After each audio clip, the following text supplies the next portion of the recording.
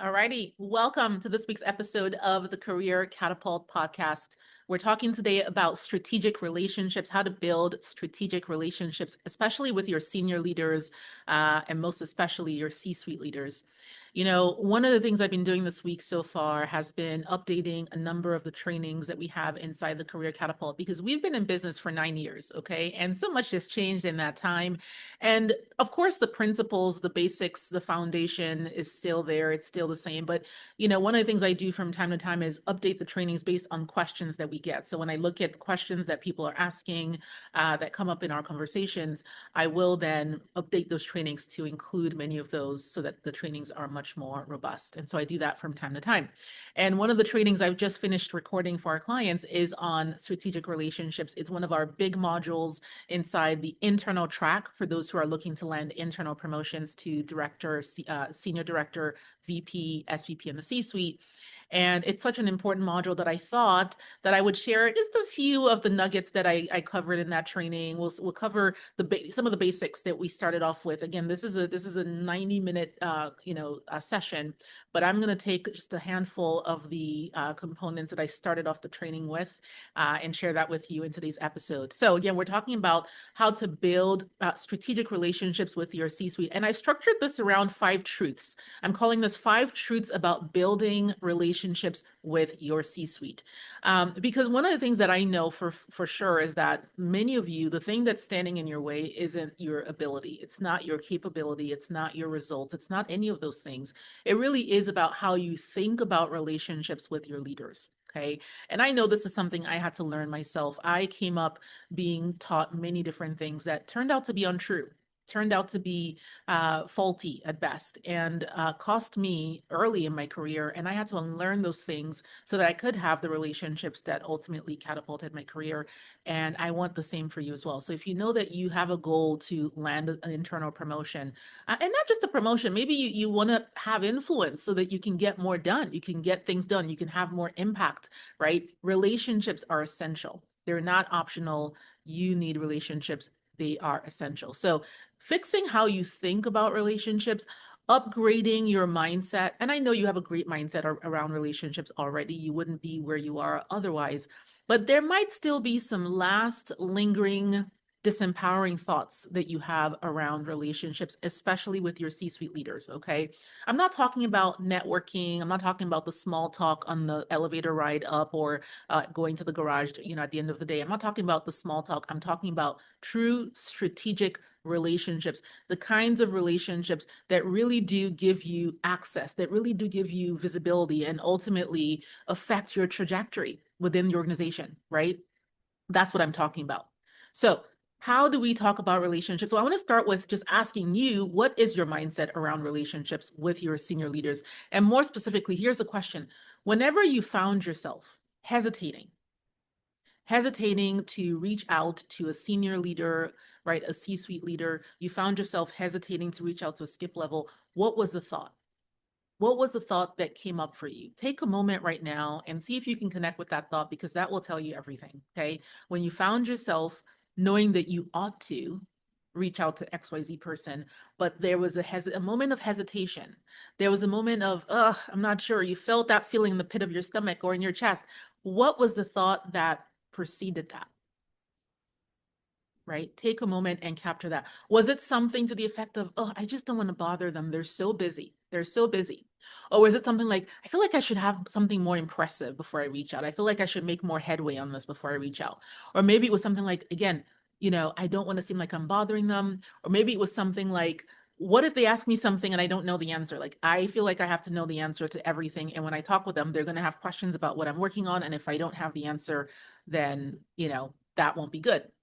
Whatever it is, I want you to really ask yourself, what were the thoughts? What stood in the way of you reaching out? What made you hesitate before connecting with a senior leader who you know deep down that you ought to connect with? Okay. What I'm going to do now for the rest of this episode is share with you 5 of those thoughts that our clients shared with me, right? When I recorded this training, I started by asking them, what are your biggest concerns or your biggest fears when it comes to connecting with your C-suite leaders? And by the way, I want you to know that these fears don't often show up in conversation. Like you're not going to say these words out loud. They're just going to be a tape that's playing for you, right? And so asking our clients to do this work, they were able to connect with their thoughts and say, yeah, this is what's stood in the way of me reaching out. This is what I've always thought when it came to relationships. I'm going to share with you 5 of those, and then I'm going to talk around about, what to do about those. Okay. So the first common belief that we saw within our new clients was my work should speak for itself. My work should speak for itself. I'm already delivering XYZ. I'm already executing. I'm just going to keep my head down and do the work. And that should be all that I need to do. Okay. And yes, the work is absolutely important. It is table stakes. You're going to need to do the work. Absolutely. Okay. You're going to need to execute. That is not in question. But if you don't build those relationships, someone else who is doing the work and building the relationships will end up being your boss. Okay, will end up being your boss. Relationships are important. Strategic relationships are important. And besides, one of the things somebody said to me as I asked this question was, Stella, I just really care about the work, right? I just care about the work. I want to be close to the work. I don't want to be up here schmoozing with senior leadership. I want to be close to the work, and I want to be close to where things are actually happening and all of that. And I understand the sentiment around that. But even if you think about it that way, if your goal is to be close to the work, if your goal is to have the work make more impact, if your goal is to have the work permeate the organization, you can't do that maximally without relationships at the top. You can't do that without the right access, without the right influence. Okay, so thinking that your work should speak for itself is an incomplete thought. Okay, yes, you need the work. Yes, the work is speaking, but you need to be able to amplify the work. You need to be able to project the work. You need to be able to ensure that that work gets to all the different corners of the organization. And one way to do that, really the only way to do that, is to initiate, nurture, and leverage strategic relationships. And the higher up you can do that, the more that message gets amplified, right? The faster your results happen. So no matter which way you look at it, whether you're looking for promotion, right, and you want that promotion to happen in the next 12 months, or whether you're like, I'm not really interested in promotion, I just want to make sure the work gets done and I really care about the outcomes. Either way you look at it, your relationships with your leaders are going to be so critical to making that happen. Okay, let's go to the second truth, or the second fear rather, that came up that we had to tackle in our training. Okay, number 2 was I don't have time. I don't have time. I'm too busy. Right? I don't have time. I'm too busy. Again, remember, I'm summarizing these points and just to make them more digestible. But again, you may not say those words. You may not say I don't have time, I'm too busy, but you may be operating that way. Matter of fact, I have an exercise for you. Take a moment, look at your calendar. Look at your calendar yesterday. Look at your calendar the last 7 days. And when you look at that calendar, ask how much time was dedicated to actual building and cultivating of strategic relationships, and how much time was spent head down in the work. It will tell you everything you need to know. You may not be saying, I don't have time. You may not be saying, I'm busy. You may not be saying the work should speak for itself, but your actions, right? Your actions will tell me everything that you really think. Okay. So number 2, I don't have time, I'm too busy. And when I hear that, or when I sense that, or if I look at your calendar and I look at how you spend your time and I see that there's no real time dedicated to actual nurturing of those relationships, that tells me that you are disconnected from the goal. You don't actually know what the goal is, especially for those of you who are clear that you want a promotion in the next 12 months. Right? If your goal is to usher in your next role, if your goal is to land that promotion in the next 12 months, it does require people to see you, to trust you, to advocate for you. That is the missing piece. Hear me loud and clear. That is the missing piece. It's not that you haven't done enough, right? That usually is the thing that's missing. So the relationships are not extra. They are the work. They are the work. The relationships aren't this, okay, well, if I have time, I'll do that. No, that is in fact the work. So when you say I don't have time or I'm busy, you've got this flipped on its head. You've got this backwards, right? You have done the work. You have delivered results. It's time for you to amplify those results through your relationships and your connections, right? And so you have to make space and time for that, because that is the work. It's the same thing as being when you're a senior leader yourself and you have a team of people who work for you. At a certain point, your work is those relationships with your senior leaders, with your team, with your stakeholders. It's not how much time can you spend behind the desk. It's not how much time can you spend behind a spreadsheet. The same is true here. Okay. So if you find yourself not making time for this, this is your wake up call, because this may be the thing that's standing between you and that next role. Okay. Number 3, this is a big one. Number 3 was, I feel anxious around the C-suite. I feel anxious around the C-suite.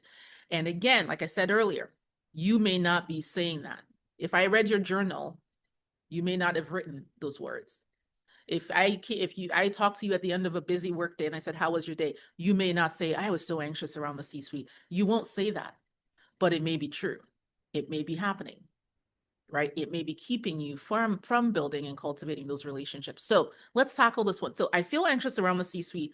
Let's get specific. What are the specific thoughts that are leading to that anxiety? One of the things that I teach in our program in the mindset module is that your circumstances lead to your thoughts lead to your feelings, and your feelings lead to your actions. So if you have a feeling, which in this case is anxiety, the next step would be to trace it back. What thoughts cause that feeling? What thoughts cause that feeling? And you have to slow it down, because sometimes the feelings and the thoughts are so automatic. They're firing so quickly. You have to slow it down and ask. And so when you slow it down, you might say, yeah, the thoughts are something like, they're better than me. They're so much more advanced. They're more powerful. One wrong move and I'm done. And I say the wrong thing and I'm done, right? I have to know all the answers. If they ask me something, I have to know the answer. I mean, it could be anything, right? But what are the thoughts that you are having? And when you capture those thoughts and you look at them carefully, you'll realize that those aren't facts. That's your interpretation. Those are not facts, right? That is you making meaning out of things that have happened, that you've seen other people say and do, and you've just accumulated all of this stuff and you've put them in a bag, and you've been carrying that bag with you for a very long time. And it's time to now open up that bag and sift through it and figure out, is this helpful? Is this something I want to keep? Is this something I want to keep living my life by or operating my career with? And if the answer is no, this isn't really helping me, then you toss it. This is one of those. All of those thoughts, they're better than me. They're more powerful, right? One wrong move and I'm done. If they ask me something and I don't know the answer, I'm toast. Like none of those things are true. None of those things are facts. Right? They are your interpretations, which are your interpretations. You have interpreted it that way. Okay. So what do you do about that? Like any other mindset challenge, you dig into the thoughts and you ask yourself, if these aren't true, why am I still believing them? And then you practice a different behavior. You practice a different thought. You practice a different way of being. That is how you dismantle any disempowering mindset. Okay. So being anxious around the C-suite, I get it. I get where that comes from, but it likely is coming from a thought that is no longer serving you. Okay. And you now have the ability to let that go. Let that go. Okay. Let's get to number 4. Number 4 is another big one. I don't have anything in common with them. Again, not something that you may be saying, you're just thinking it, right? I don't have anything in common with them. And this one is really important, because I did have this thought myself. I'm Nigerian. I started my career really young, really early, relatively young, I would say. And I had not unlearned this one. I really thought, well, I'm so different from everybody else here. I have different interests, different hobbies. I spend my time differently outside of work. And that really was something I had to unlearn in order to advance my career. Okay, so if you're thinking that you don't have anything in common with your leadership, for one, I want to look at this 2 ways. Number 1 is you're solving for the wrong thing. You're solving for the wrong thing. We are not here to build friendships. We're here to build strategic relationships. Strategic relationships are not friendships. Those are 2 different things, okay? You're not here trying to win a high school popularity contest. You're not optimizing for, maximum likability. That's not what you're here for. You don't need to have shared hobbies with someone. You don't need to know all their kids' names. You don't need to know where they went to school. You don't need to know all of these things. The number one thing that unites you and your senior leaders is a shared business context. That is the most important thing. That is the most important thing, shared business context. There is something that needs to get done. There's something they care about as far as work is related and outcomes are related. Okay. What are they trying to drive? What are their priorities? And where do your priorities and theirs intersect? This is a strategic relationship, not a friendship. It'd be great if eventually it turned into a friendship. I certainly have ended up being friends with people I work with and leaders I've worked for. Absolutely. But that was never the goal. That was never the purpose. The purpose was a strategic relationship, a mutually beneficial strategic partnership. That's the whole point. So when you think about it that way, it really reduces whatever burden you're putting on yourself to be maximally liked. I'm not saying that you should go in there and try not to be liked, right? But I think there's a swinging of the pendulum all the way to the end of like, ooh, there can't be any conflict. I've got to make sure I say yes to everything. I've got to make sure that they like me. I've got to make sure I find out what they like and I have to go like the same thing. Okay? Nobody has time for that. And it's it's inauthentic and it's fake. And people can tell, especially at this level, right? So number one, strategic relationships are not friendships. You're not trying to be friends with people. You're there to initiate, nurture, and leverage a strategic partnership. Okay. And the second way that I would think about this is that you may actually be making assumptions about people. Okay. You may be making assumptions. I will tell you that for me, I thought that I had to take up golf. I thought I had to learn to golf in order to network with my C-suite leaders. And I tried and I hate golf. I hate it. I've golfed quite a bit, but I can't stand it. I don't enjoy it. Okay. It just isn't my thing. Okay. I was, however, a certified Zumba instructor. Can you believe it? Most people are completely shocked when they hear that. But for years, I was a certified Zumba instructor and I did Zumba and I taught Zumba. And so at one of the companies I worked for, I was like, that would be cool. Actually, somebody mentioned it to me. I was talking to somebody and I was like, I do Zumba after work. And they're like, you should absolutely teach Zumba here. And I was like, that would be interesting. I would do it at least once. I did it once. People came and then they kept wanting it. So I did it a few times. I taught Zumba at work, right? And guess what? 2 C-suite leaders showed up to my Zumba class. Did I meet them on a golf course? Did I meet them surfing or fishing? No. They came to Zumba. Okay. Another company I went to, I started a run club. That's the other thing that I love to do is run. And so C-suite leaders started running with me. So it's not about you faking these interests. It's not about you, oh, I got to take up these hobbies because that's where all the deals are made. The saying, like all the deals are made on the golf course and I have to go learn how to golf. You could do that.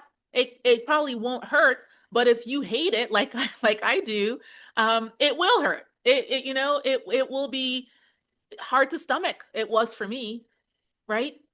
So my point here is that authenticity is so important. When you're wanting to build a brand, authenticity and intention are the 2 things that you need at the base, at the foundation. You need those 2. And when you start to do all these things that you don't really enjoy, you don't really want to do because you think that's what they look like they might enjoy golf, you put them in a box. You make assumptions about them, right? But here's the thing, let me be clear. The reason I was able to connect with these leaders at Zumba during Run Club is because I'd already started to build a name for myself. I was already delivering at a high level, right? So it wasn't just it wasn't let me go teach Zumba, let me go run, and I'm average. If I were average, probably wouldn't be something that people would gravitate towards, right? So like the work is still table stakes. The results are still table stakes. You do need to be performing in that top 10% of talent in your organization. That is required. There's no shortcut around that. You do need that, especially for the roles that we're talking about. Okay. But beyond that, you're allowed to enjoy the things that you enjoy. You're allowed to talk about the things that you want to talk about. When you find yourself in conversations with your leaders, the conversation is not happening to you. You are an equal participant in that conversation. If they're talking about something, you can listen and ask questions and be curious, and then you can introduce what you want to talk about as well. It doesn't always have to be you defaulting to whatever someone else wants to talk about. These are all the things that you have to learn.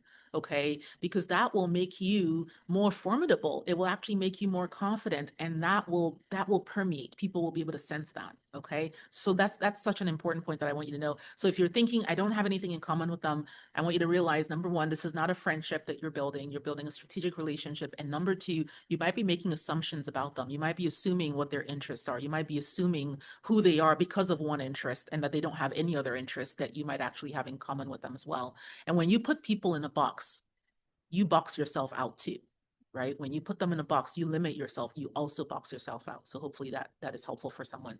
All right, number 5, my last point, another big one. I am not sure what to talk about after the first one-on-one. I'm not sure what to talk about after the first one-on-one. In fact, I recorded a separate training on this called What to Discuss with Your Skip Level After the First One-on-One because it was such a prevalent, highly requested topic inside our program. Okay. So here's the thing. Most people think that, oh, a mark of success or a mark of strong relationships is to join the organization and right away just put a bunch of recurring meetings on my C-suite's calendar, put a bunch of recurring meetings on my skip levels calendar, and then I'll just figure out what to discuss in those meetings. I just need to get the meetings on the calendar and I'll figure out what to do with them. Okay. And what happens is maybe the first couple meetings do happen and the skip level leader will honor them. And then eventually they will start to fizzle and they will eventually get canceled. Okay. Because there was no real value and there was no real value because you were unclear. You were unclear. Okay. So if you haven't intentionally thought about who this person is, what they care about, what their priorities are, what role they will play in your career, what value represents for you and them in this relationship, if you don't think critically about that consistently, yeah, the meetings will fizzle. This is about being useful. It's about being credible. If those things aren't there, what's the point of the meeting? Right? What's the point of meeting? And people can tell. I always say you want to be opportunistic, but pure collaborative. You don't want to be blatantly opportunistic. These are when you start to put meetings on people's calendars just because of their title. Oh, that person's a C-suite leader. I'm just going to get a meeting on their calendar. I don't know what I want to discuss, but I just need to have these meetings. It stinks of desperation. It stinks of being opportunistic, and people can tell. And that's not going to be a good look, right? It's not a good look. You want to be first thoughtful. You want to be intentional. What is the point? What is the point? What does value represent for this person? What does value represent for me? What do they care about? Who are they? What are they championing within the organization? What do I have to contribute to that? These have to be there first. If you don't have that there first and consistently, not just one time, like you can't just do that once and then think that will carry you for all time. You have to keep updating that. Okay. If you don't do that, then yeah, the meetings will fizzle and they will get canceled. Okay. You have to have clarity. When you have clarity, you don't run out of things to discuss. When you have clarity, you don't run out of things to discuss. Okay, so that's really important. Clarity is important.